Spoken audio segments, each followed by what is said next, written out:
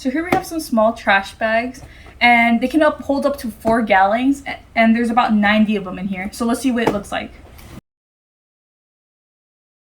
Easy to tear off one.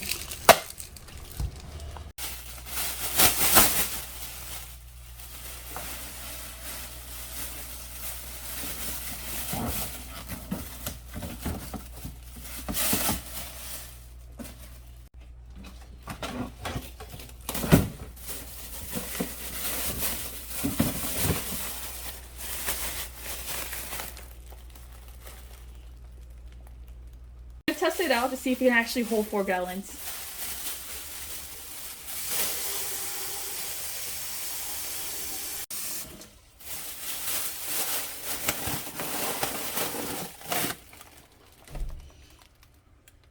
So it's doing its job keeping the water in, and I hope you guys enjoyed the video.